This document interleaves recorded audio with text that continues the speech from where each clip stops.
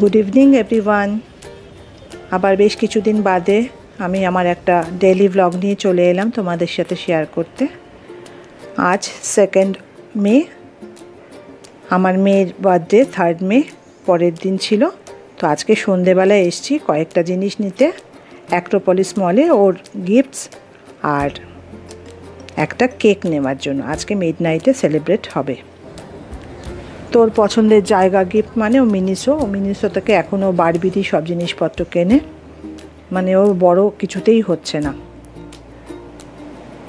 আর cake তো আমাকে নিতে দিল না, একটা ছোট্ট পেস্ট্রি কিনে আনলাম। আর পেস্ট্রিটা দেখো কীরকম গলে গেছে, আমি ফ্রিজে রাখিনি। এখন রাত 12টা 15 মতো বাজে, এখনও কেক কাটবে।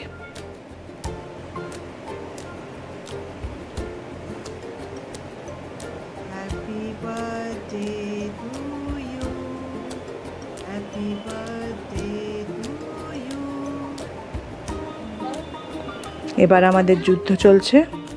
ও যবে থেকে বড় হয়েছে কেক কেটে ওকে আগে খাওয়ানো যাবে না, ও আগে আমাদের খাওয়াবে, তারপরে আমরা ওকে খাওয়াতে পারবো।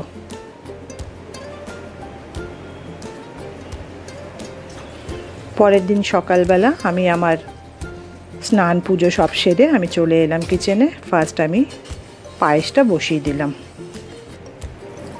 চালের পায়েস মুনের খুব পছন্দ। আজকে তো সব ওরই পছন্দের জিনিস রান্না হবে, ওর দিন বলে কথা, তাই না? আজকে আমাদের স্যাটারডে বলে আমরা নিরামিষ খাই, তাই সবটাই আমি নিরামিষ সব রান্না করছি। 5 রকমের ভাজা, আলু কুমড়ো পটল আর বেগুনি ভাজা আর পনির পকোড়া টাইপের 5টা ভাজা, আর হালকা করে ফ্রাইড রাইস করেছি, ডাল মাখানি, তিল পনির, আমের চাটনি, পায়েস আর আইসক্রিম। এই ছিল আজকের খাবার।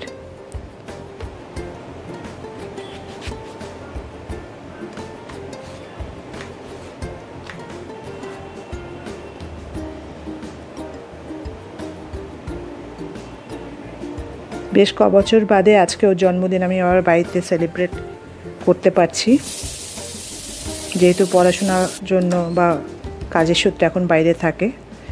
তাই এদিকে ওর বন্ধু, ওর বেস্ট ফ্রেন্ড উড়িষ্যার থেকে ওর জন্য কেক পাঠিয়েছে, যার জন্য ও আমাকে কেক কিনতে দেয়নি। এবার দুপুরবেলা ওকে আমি সমস্ত সাজিয়ে খাবার দিয়েছি, কিন্তু নতুন জামা কিছুতেই পরবে না, অনেক জোর করে পরিয়েছি।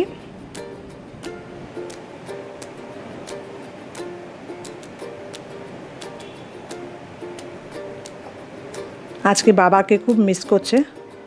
আমার হাজব্যান্ডেরও আসার কথা ছিল, যাই হোক কোনো কারণে আসতে পারেনি। 3 জনে আমরা একসাথে থাকলে অনেকটা ভালো লাগে, সবসময় তো আমাদের ওটা হয় না। তো যাই হোক ও কদিন বাদে আসবে, তখন আবার সেলিব্রেট হবে। এই বন্ধুর পাঠানো কেক এখন কাটবে। এখন 7:30 বাজে, সন্ধ্যে 7:30।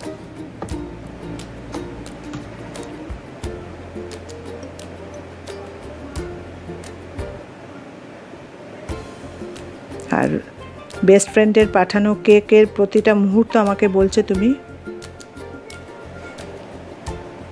তুলে রাখো। মানে অনেক দিন তো দেখা হয় না, 2 বন্ধু 2 জায়গায় থাকে। ছোটোবেলায় মানে 12 পর্যন্ত একসাথেই পড়াশোনা করেছে, তারপরে তো আলাদা হয়ে গেছে দুজনে। তো যাই হোক এখন আবার সেকেন্ড কেক কাটা হচ্ছে।